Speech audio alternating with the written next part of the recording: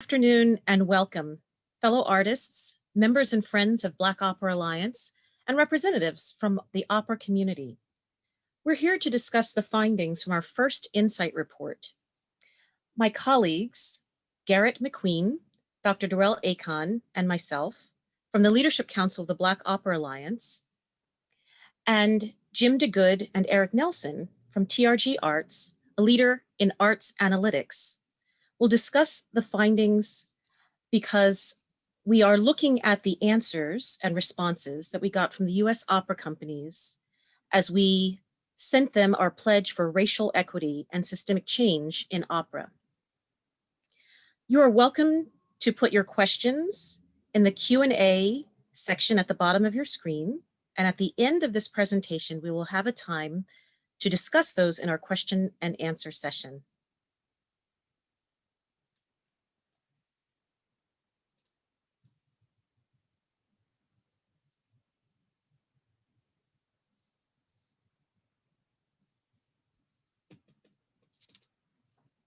So we'll go ahead and get started here. As Pam said, this is our April 2021 Insight Report. The main focus for this report will be on responses from opera companies to our pledge for racial equity and systemic change in opera, and also for us to discuss some next steps in this work within our partnership with TRG Arts. A little bit about the Black Opera Alliance. We are a group of over 900 artists and administrators fighting for racial equity in the opera industry. This next slide talks about our mission statement, which is the main focus of which being to empower those of us who are here doing this work, whether it be in opera companies, on the administrative staff, on the stages of opera companies, or hopefully even in the boardrooms of these companies. You know, we are a younger organization. We got started in June after a response to all that was going on with the Black Lives Matter movement and those protests, as well as the COVID-19 pandemic and its disproportionate effect on the Black community, especially of those of us in the arts industry. How can you support the Black Opera Alliance? And I realize that I'm moving through these slides pretty rapidly, but this presentation will be made available to any of those who would like to review it further. And so you're welcome to see any of that information in the presentation. A lot of that information is also on our website. And so that's the first way you can support us, by going to our website, exploring all the different channels we have of support, the main of which being signing the pledge if you're an industry leader. And you can find that at the blackoperaalliance.org/pledge. And if you're a supporter and you just want to sign the petition in support of the pledge, that same link will give you access to that website as well. Secondly, you can donate to our cause. Right now, we are finishing up our push for equity. We had a $10,000 goal. I think we are just over 85% toward that goal. And so any additional support to that cause would be greatly appreciated. We've already been able to utilize those funds to subsidize recording equipment during this newly very digital realm we're in as artists, as well as other opportunities for our members. And then finally, become an ally by following us on our different platforms and on Instagram and Facebook. That's at Black Opera Alliance. Pam will now just walk us through the 8 main tenets of our Pledge for Racial Equity and Systemic Change, which is the document that these companies have been challenged to acknowledge and commit to.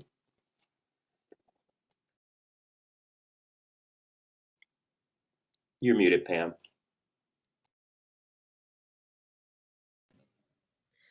Number 1.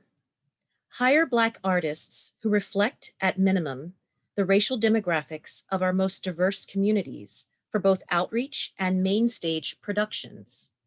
Number 2, Require that administrative staff, orchestra members, and independent contractors reflect at minimum the racial demographics of our most diverse communities. Number 3, program and prioritize works by Black composers on the main stage, especially those that feature storytelling true to the complexity and broad experience of Black culture. Number 4, hire more Black creatives and production personnel at every level of the organization. Number 5, require that visual artists undergo training in successfully preparing a Black artist for the stage. Number 6, review the organization's hiring practices and administrative policies for inherent racism and/or implicit bias. Number 7, review the board's recruitment culture and decision-making methodologies for inherent racism and/or implicit bias. And number 8, include within the company's official code of conduct a commitment to anti-racism and anti-oppression.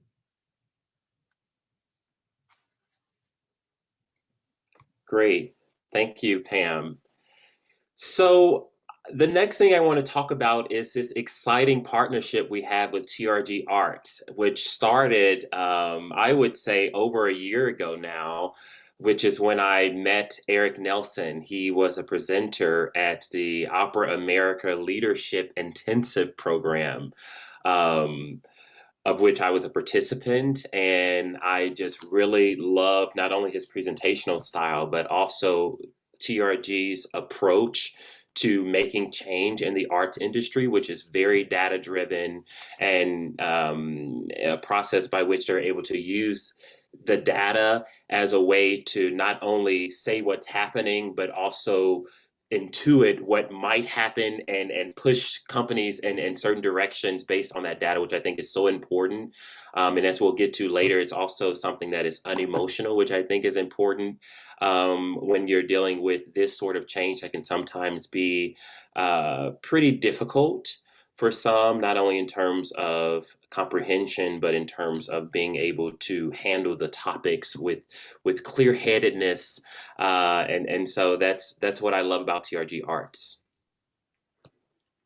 And Darrell, thank you so much for having us, for welcoming us to your table. And Pam and Garrett, so great to be here with you.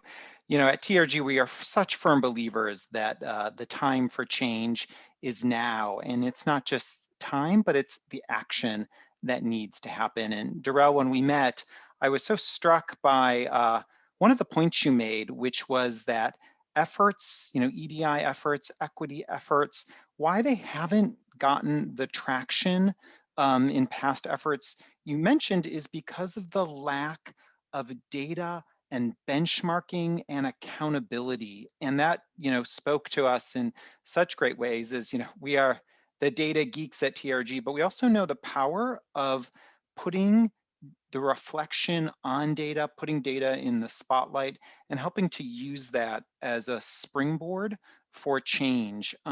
So to be able to be here at this table and share these data insights and hopefully see the change that we're all hoping for, that it helps us get clarity around and transparency around is also really exciting and you know, empowering for us. So thank you for having us. Absolutely. Thank you, Eric. So just quickly about the partnership, the main thrusts are, you know, we're going to track the progress of our companies and how they are able to respond to these 8 areas of barriers of work needed, especially for Black artists and administrators. But as we have seen historically, a lot of this work is going to positively benefit our other BIPOC colleagues, as well as the larger industry, because any equitable space, any just space is good for everyone, right?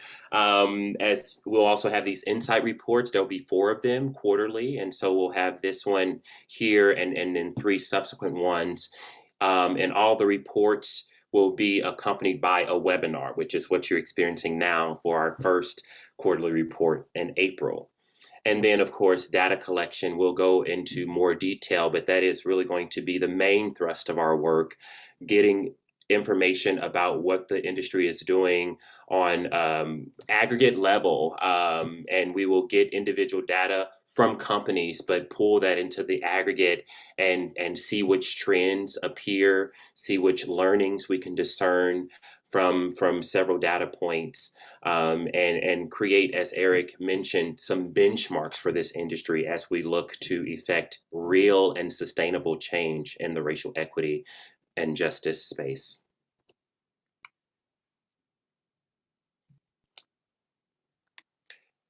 And so, just a little bit about our goals and intentions. The expectations from the field. What we hope happens is that the entire field is engaged in this work. We are right now at about 85% of the industry that has responded to our call to sign on to the Pledge for Racial Equity and Systemic Change in Opera, and we hope that that number ultimately becomes 100%. We hope that our partnership with these companies sustains even beyond the Pledge. We hope that companies are receptive to our calls for data collection and our prompt and enthusiastic as we are about gathering that information and learning which insights we are able to gauge from that. Those are our expectations, right? And the main timeline right now, we're in April. This is our first quarterly report. As I said, we're at about 85% of companies that have responded. We are continuing to get signed pledges, which is very exciting, even from companies, much smaller companies that may not have been reached out to originally, that are seeing our work and sending in pledges on by their own volition, which is very, very exciting. After this, we are going to be sending out a workbook as well as surveys for boards and administrative staff, just to get the demographics of those groups of at companies, as well as discern certain information about companies and productions. And we'll talk a little bit more about that later. And then we'll have more insight reports based on the data we're able to get and analyze from those different collection mechanisms. And so the next insight report document and webinar will be in June. And then we'll have another in September, with the final one being in December. And of course, we'll at that point explore how best we can assist the field moving forward. And Garrett, if you want to talk about just the sustainable partnership we're hoping to cultivate with the Opera Company and colleagues. Yes, thank you very much. So as Darrell mentioned earlier, the Black Opera Alliance is a community of over 900, and within that community is a very, very, very diverse set of perspectives and experiences. It's not only singers, it's people who represent all corners of the opera industry. With that very diverse collection of people, there have been cross collaborations and some real impact within the confines of the Alliance. So with that in mind, our network is national, our network is global, and we want to further integrate our network, what we've learned and what we've benefited from, into the communities that these institutions serve. Making music, as a famous conductor once told me, is the second most intimate thing that you can do with a person. So as we go into changing what's so intimate and what we hold dear, we really want to center the fact that this isn't the Black Opera Alliance coming in, trying to pick up the pieces and going away. This is a continued partnership that speaks to the uniqueness of the communities and the uniqueness of each of those opera companies. As we move forward, we hope to continue to help opera companies do things like pull in DEI specialists, which is something that's spoken to in the pledge. We hope to help these opera companies see the art that's in their communities and the artists that are in their communities, for this cross collaboration to be not only something that is on paper, as we're seeing here today, but something that is as intimate and artistic as the music that we all love.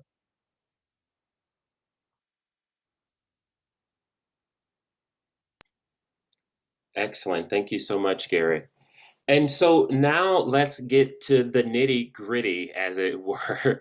And so we'll just talk a little bit about how we're looking at this data, the data we have so far, and what the learnings we've been able to get from these analytics so far.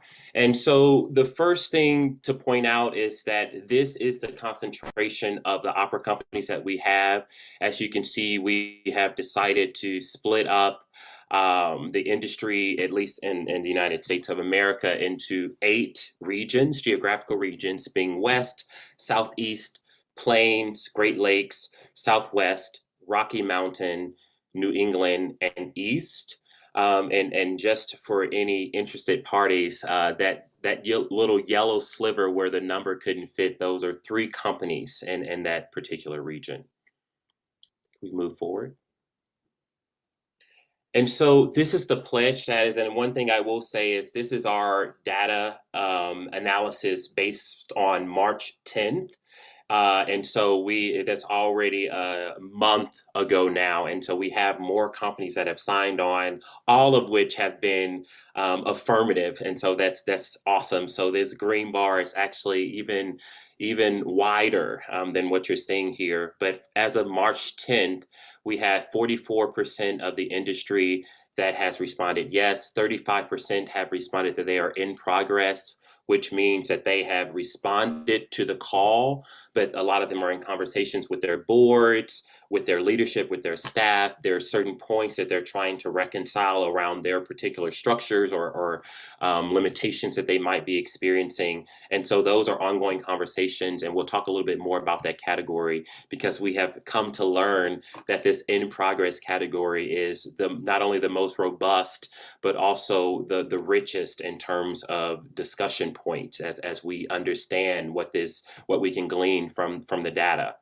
We have 19% of colleagues who have yet to respond. And as I said earlier, we hope that number becomes 0%. We would love to hear from all colleagues. We feel that this call is a call for everyone, no matter where you are on the spectrum, no matter how well you think you're doing, or no matter how far you feel you have to go. This call is from over 900 Black artists and administrators, all of whom are enthusiastic to be in partnership with our entire industry on how to tackle this important work.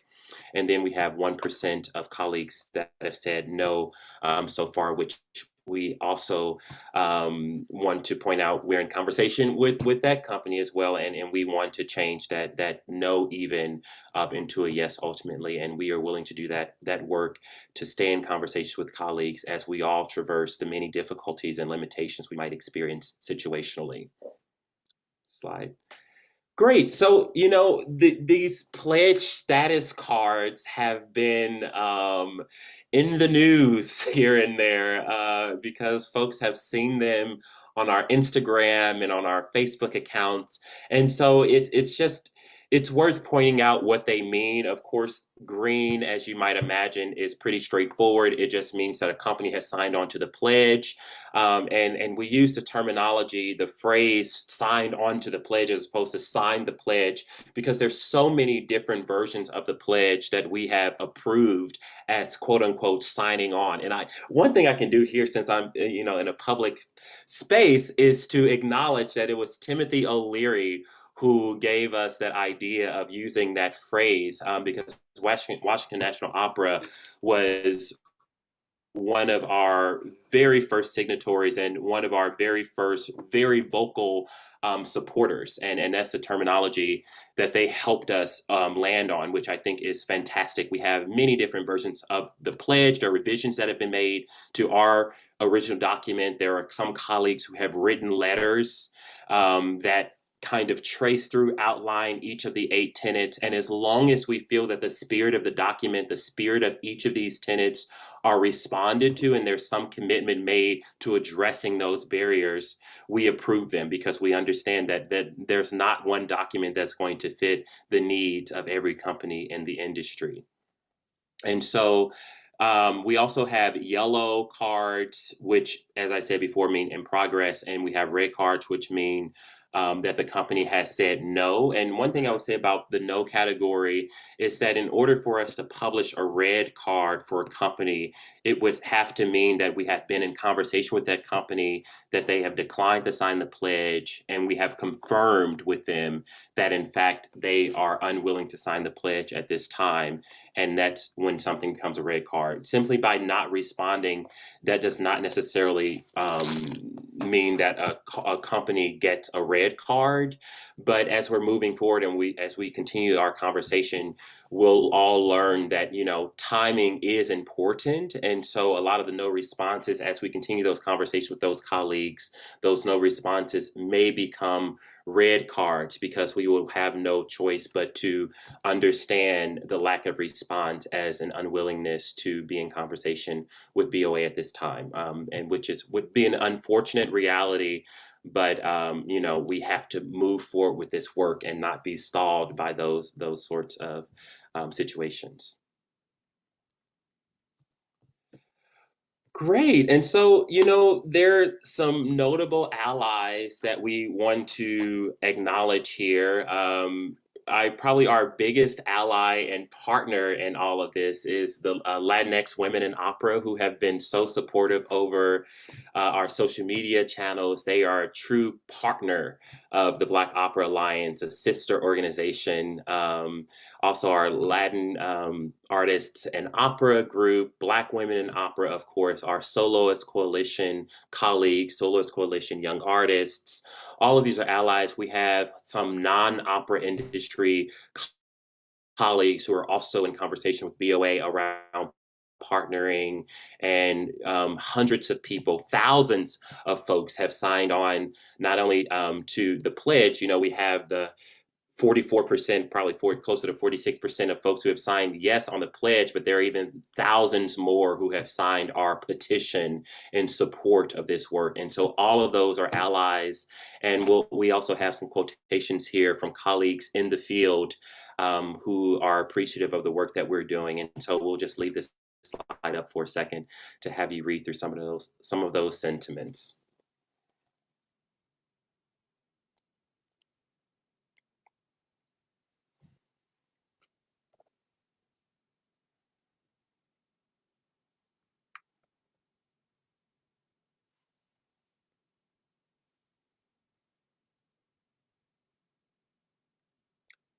Great. Why don't we move forward? And as I said before, this presentation will be available to you. And so if you want to dig more deeply into those quotations, you are certainly welcome to.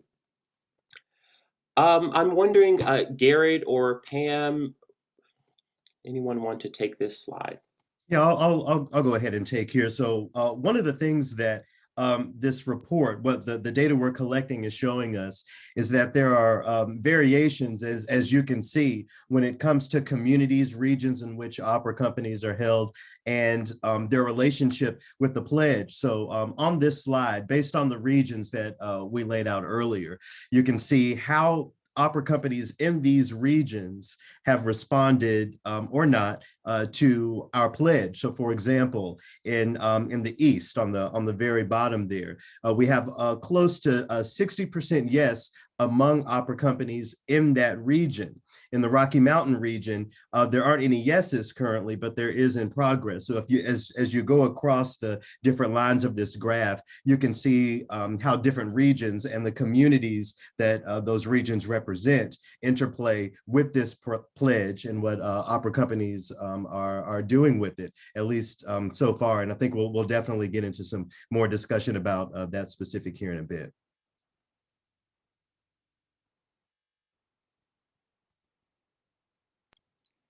Great. And so what this slide is showing us is the population, the Black population represented in each of these regions. And so if you see this first bar is at 12%, which is where the national percentage of Black folks is in terms of racial demographics according to the census. And then each of the blue bars according to each respective region is showing how they compare to that sort of national percentage. And so you see our colleagues in the Southwest, Southeast, Great Lakes, and East regions are actually dealing with populations that are of a greater percentage of Black artists and administrators than the national percentage, and then the other colleagues in, West, Rocky Mountain, Plains, and New England have percentages that are less than that national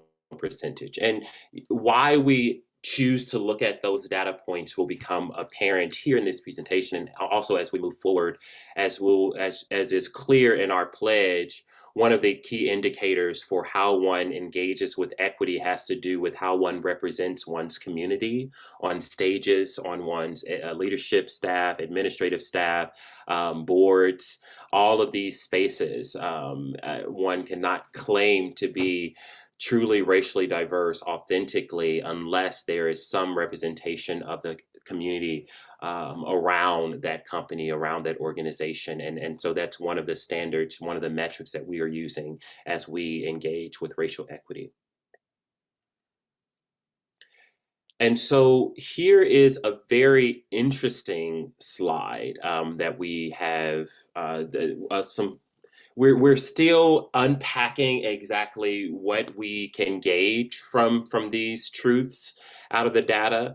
But as you can see, this is showing you is that in the categories of yes, in progress, and no response, you see that there are the companies that are in green are those from regions with populations larger than 12%, Black populations larger than 12%, and then in blue with populations less than 12%, which is, of the national percentage of Black folks.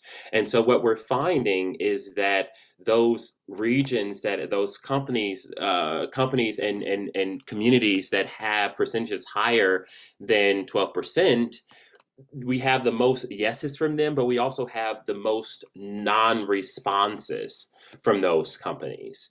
And on the flip side of that, from the companies that have populations of Black folks that are less than 12%, less than the natural percentage, we have that category being taking up the overwhelming amount of in progress status.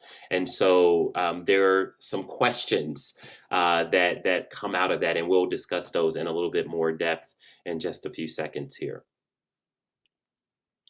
So this might be a good place to just pause on the slide, because we want to think about the story behind that sort of in progress category. This is something internally, not only in BOA, but also in TRG and in our partnership spaces, we have continued to come back to what does it mean to see, especially these areas where you are dealing with percentages that are very low, being sort of the maybes or the in progress. Is that a matter of tackling the limitations, or what does that mean? Are there any thoughts from other folks, other colleagues on the call?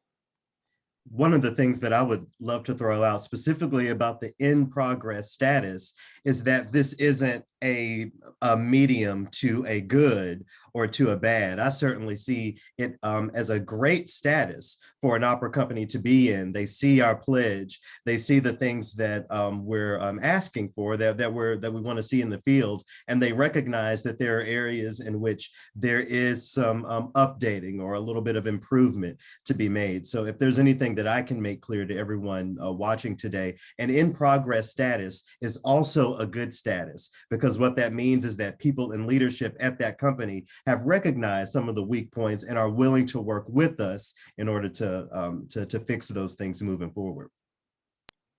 Thank you for pointing that out, Garrett, because that also speaks to, some conversations that we've had over social media and how some of our cards have been framed. And there are certain colleagues that felt that by us posting a yellow card as opposed to a green card, we were somehow trying to shame the companies, and really the opposite. We are wanting to uplift those companies. We are wanting to gather support around those companies to help with whatever barriers there might be in their way to becoming signatories. And in fact, a lot of our yellow card colleagues have become green cards. And I would like to point out that the in-progress status um, is a status that can continue to evoke conversation with us. And if there are hurdles or obstacles, questions as to how to fulfill the 8 tenets, we actually have assistance available for companies who need a third-party EDI specialist, even financial assistance, you know. So that in-progress status for people who are honestly trying to do this work, um, and we understand that, you know, this may be the first time that your company has ever realized that these resources are necessary to set aside, and maybe it's not in the budget, or the personnel is just not there. Have a dialogue with us, contact us, because we have resources, we have, uh, you know, people that we can put you in touch with, and we want you to be successful in this work, and we want your company to be forward facing and into the 21st century as a diverse body of decision makers who put productions on the stage that reflect the larger cultural story of this country, because the country is not the same country that it was 50 or 60 years ago. The country is changing, and the stories and the people and the composers and the conductors and all of the support staff that people want to see involved in opera, that pool needs to expand, and we can help you get there. So don't think of, you know, the pledge as this to-do list of things that it's going to be, you know, hurdles and obstacles, and you're in status because you're stalled and don't know what the next step is. Please reach out to us so that we can help you.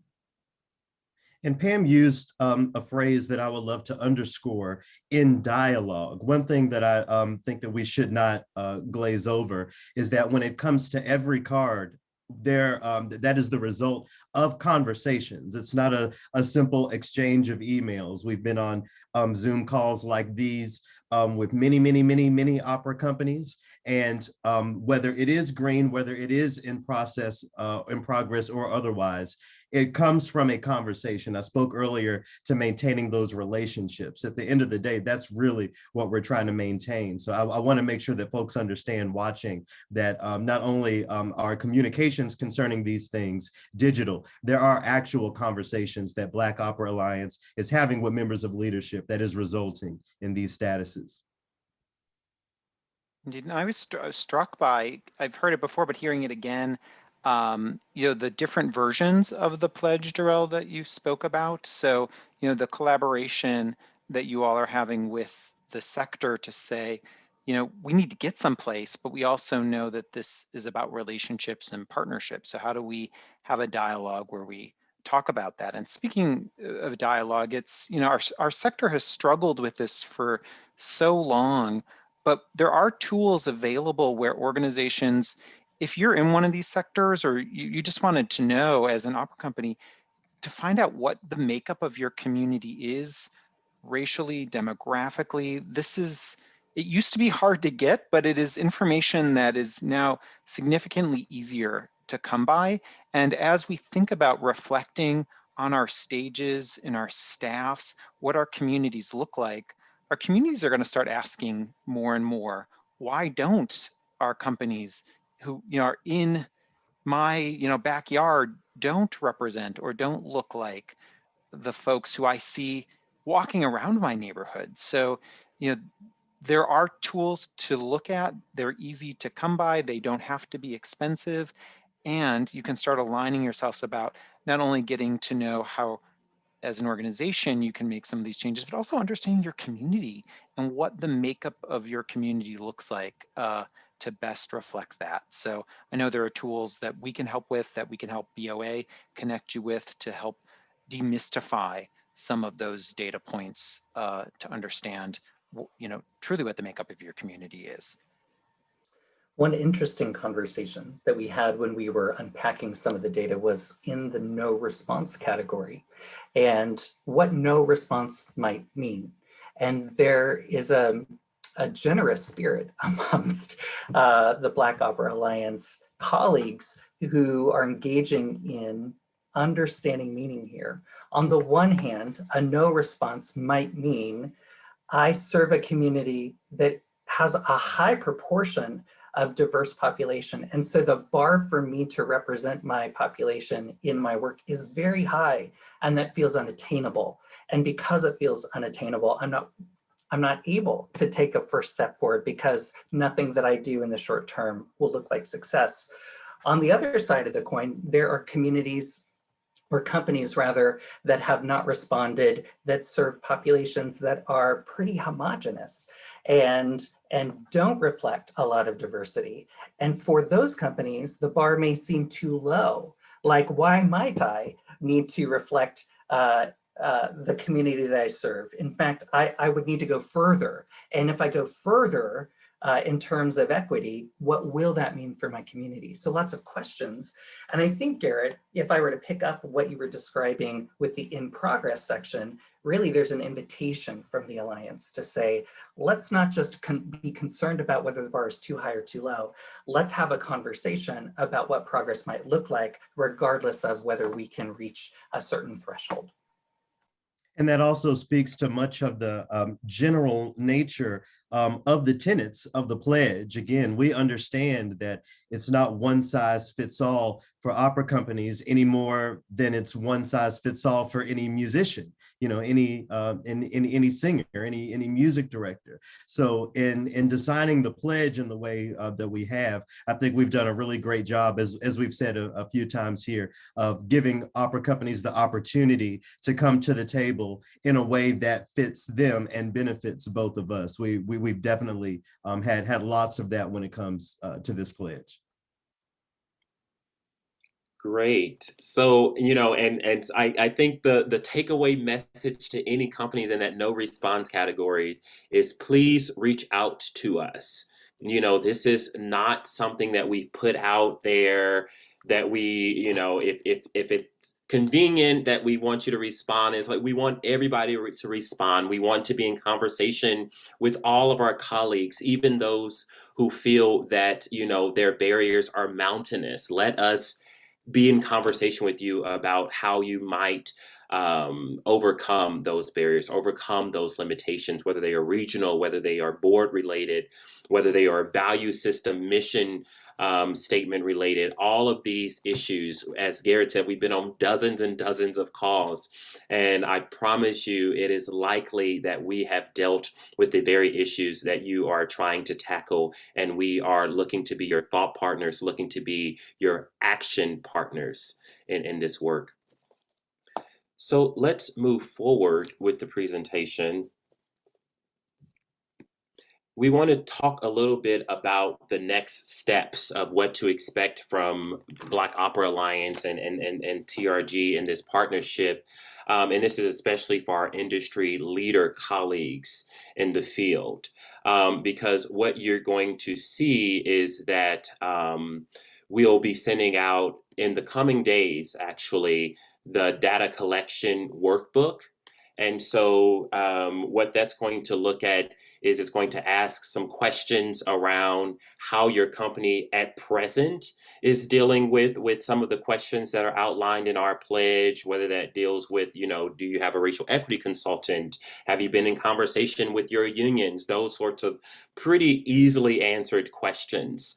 And then we'll also be looking at the productions that are existing. And so here's just an example here that you can see. If we can go back one slide. Yeah, if you can just see here that, you know, something like operating budget for these different fiscal years are categories that we hope colleagues will provide with us, just so we can get a sense not only of what's happening regionally, but also what's happening across different budget sizes. And we put BOA there because a lot of these workbooks will come to you. If you're someone with whom we've been in touch already, the workbook will come to you having some sections pre-filled. And so we'll have your organization name, the community that we believe you're serving, and if there's a correction there or a modification needed, we're certainly happy to take those into account. And then we ask about, you know, the person completing the workbook and several other questions. You'll also see in this workbook this sort of the productions, and this section of the workbook will also come to colleagues having been pre-filled by some members of our team. And so if there are any corrections or additions needed, we'll ask our company colleagues to do that, that work for us. In addition to these workbooks, we'll also be releasing links because we want to get racial demographic information about your administrative staff and your boards of directors. And so we'll send a link for the board and a link for the staff, and these will be links that folks can submit information anonymously. And so, for the board link, you simply send this link to your entire board. You tell us how many board members you have, how many responses we should expect. Same thing with staff, and the response will all come to us anonymously, and no names will be presented. We will not ask the names of the folks submitting the information. We only want the demographic information, and none of it will be used individually. And Garrett, you might want to speak a little bit more about this aggregate piece.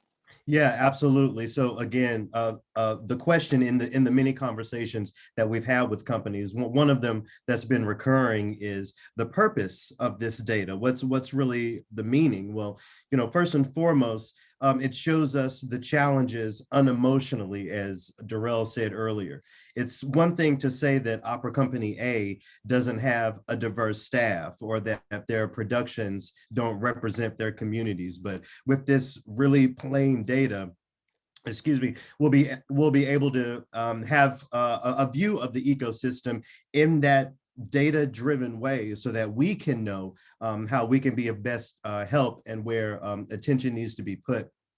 Additionally, this data helps our community understand how we can be a help specifically. As I spoke to earlier, we represent many aspects of opera within the Black Opera Alliance. And if there are ways, specific ways in which our community can help opera organizations, whether it's on stage, in costume rooms, or anywhere in between, having this data will give us a clearer, more streamlined look at that as well. But ultimately, we believe that this workbook positions opera companies to be participants in this structural change we're trying to see as we continue to use words like relationship and dialogue. We see this as a great way for opera companies to really take a step and take some action behind all of the conversations that we've been having in opera and beyond. But yes, I do want to highlight that no data about an individual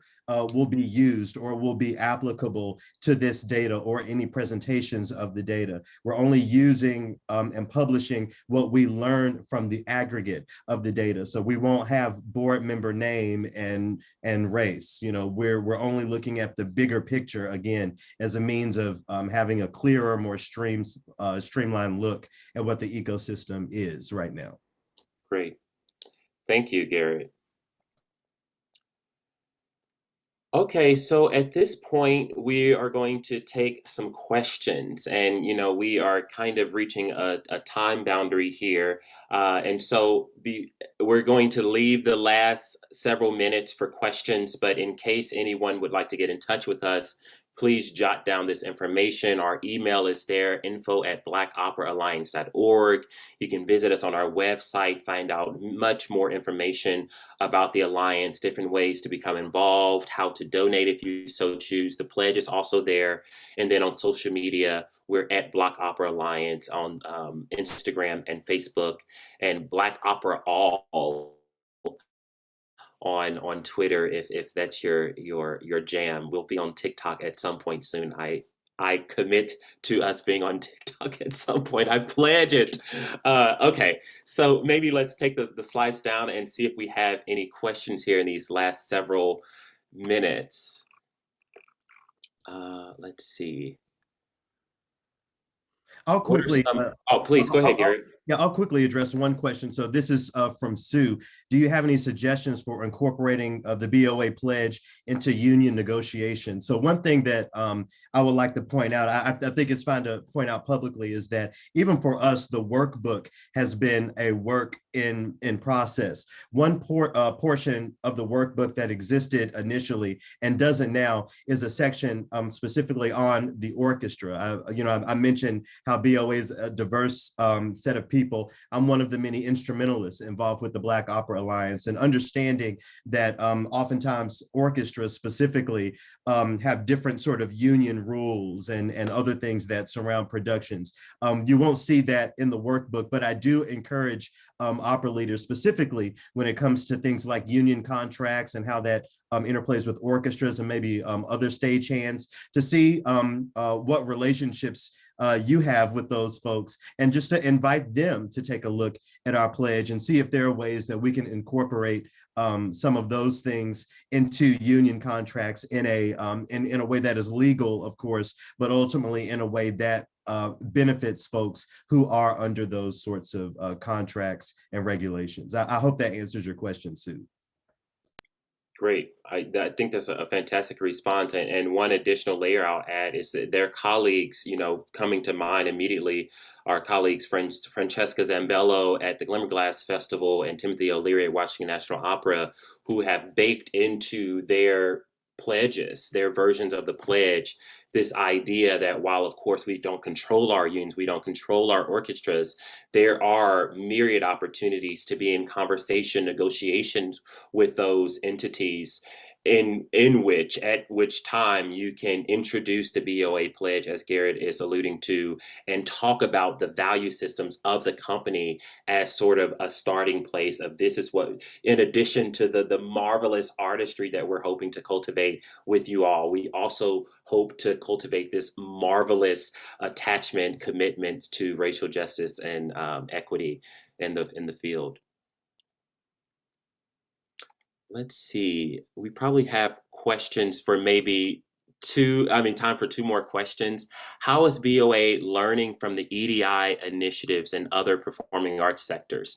Well, I will answer that even more broadly if I can. And it's just like, I feel like a lot of my learning as a member of the Leadership Council of Black Opera Alliance is actually coming from non-performing arts sectors. I personally feel that the performing arts are well behind many other sectors, especially some of the corporate sectors, business sectors, a lot of which have put in millions of dollars in the scholarship. A lot of the main EDI scholarship is coming out of corporate land, surprisingly enough, right? And there's a lot of data that is coming out of that space, and then the EDI specialists and practitioners are kind of pulling that data and adding their own scholarship to the industry and using it and however they can. But the performing arts sector, for some reason, a lot of this information, a lot of these trends, a lot of these percentages, the attachments to data is just not being picked up as quickly as it is in other sectors. And so I personally, and I know my colleagues at Black Opera Alliance, are very excited by this recent push for not only figuring out different EDI mechanisms for companies, but also figuring out what the barriers are, what the terminology is, what the experiences of marginalized groups entail. And that really is the first step. And second step being coming to the table and engaging in what I love hearing from colleagues as courageous conversations. Let's maybe take one more here if we can. Do you have a board of directors, and who are they? Pam, if you maybe want to talk about our leadership structure. Okay, unmuting. So currently we don't have a board of directors. You muted yourself again, Pam. I don't know. You and that darn button. No, okay, all right. So we don't currently have a board of directors, but we have 5 elected leadership council members and 3 leadership council alternates. So the leadership council members are Dr. Darrell Akon, myself, Pamela Jones, Ryan Bryce Davis, Courtney Caston, and Alicia Fox. And the alternates are Garrett McQueen, Jamie Alilaw, and Zaida Culpepper.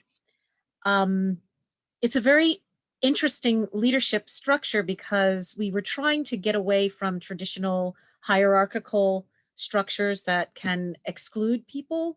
And we try to be very egalitarian and do things via committee, etc.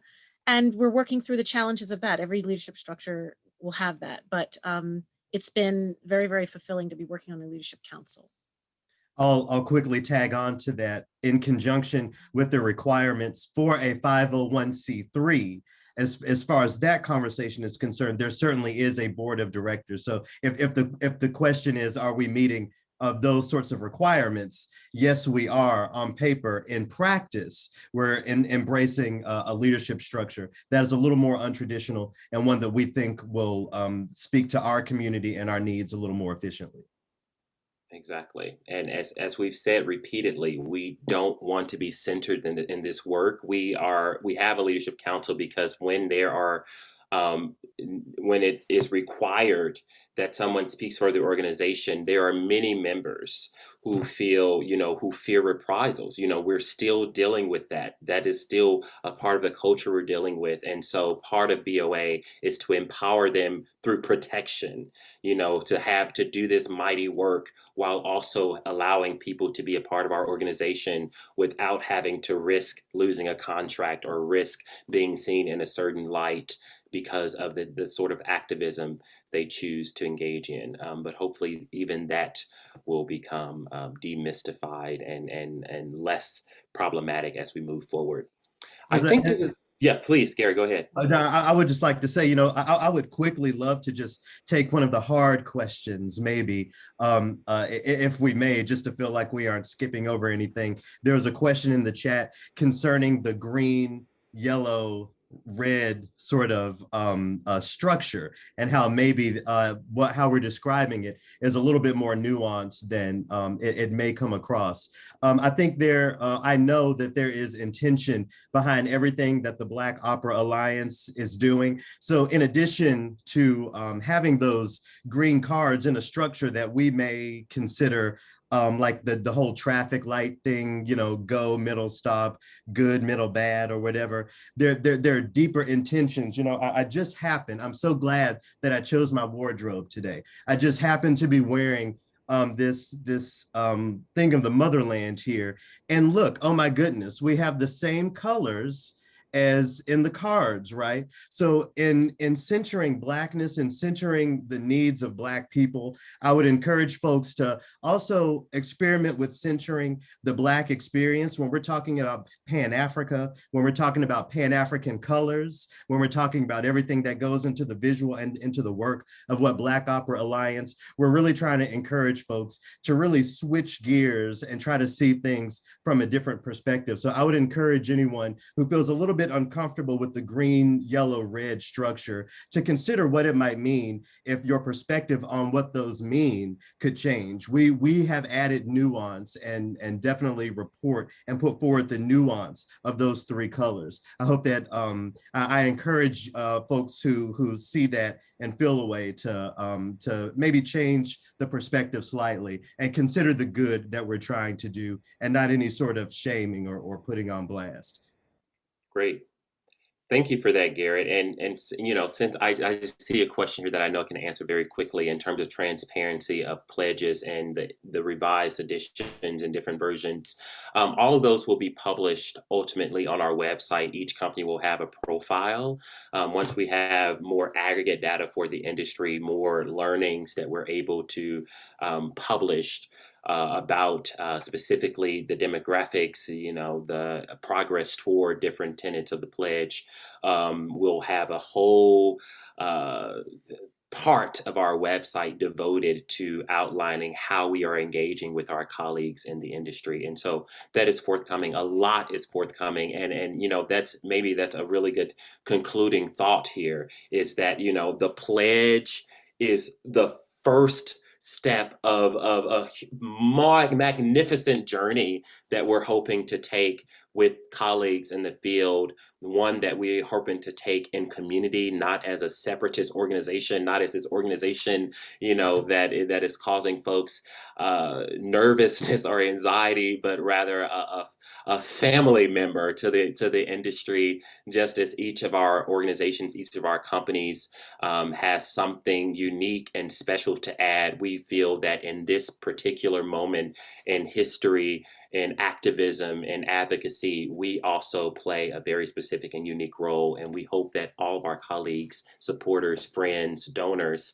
can support us in that work. And thank you so much for being here. Thank you for your continued support, and thank you for your commitment to this deeply, deeply important work.